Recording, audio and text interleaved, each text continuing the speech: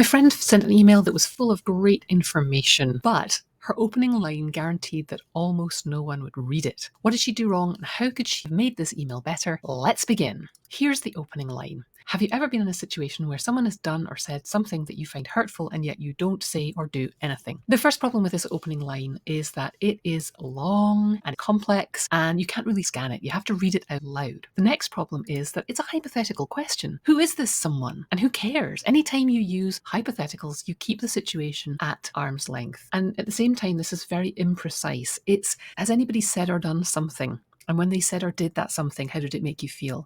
What kind of something? You're making me work too hard to get engaged with your topic. Yes, you're making me use my imagination, but if you want me to do all the work myself, I'm just not going to. The third problem is that it's a yes or no question. What if the answer is no? Asking people yes or no questions is deadly.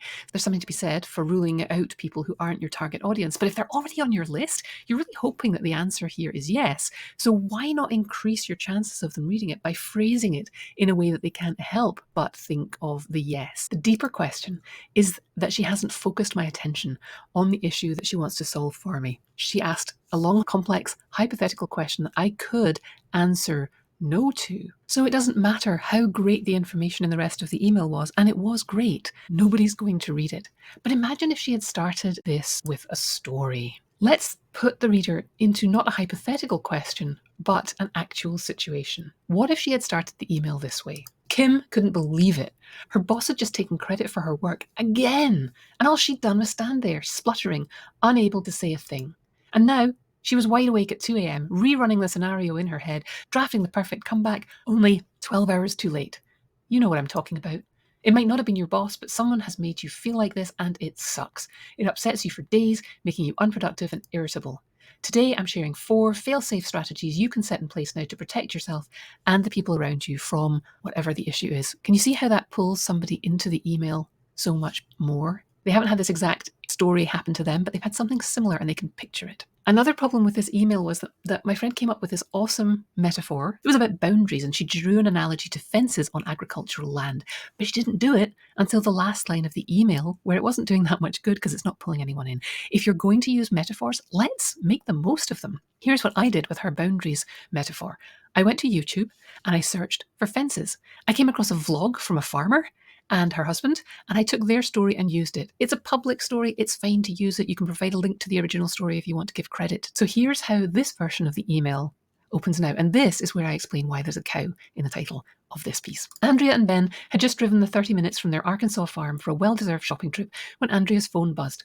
There's a bunch of cows wandering down the road. I think they're yours. You should get over here before someone gets hurt. Turns out a spring storm had wrecked a length of the farm's boundary fence Andrea hadn't checked for a while. It was a major cow-catastrophe, Andrea said. It turned into 2 days of chasing, counting and checking a herd of skittish cows. And yes, fixing the boundary fences. Going into the busy holiday season, do you have strong personal boundaries in place to keep you and the people around you safe? Now, this may seem like a bit of a stretch, but my friend's email list is a warm list.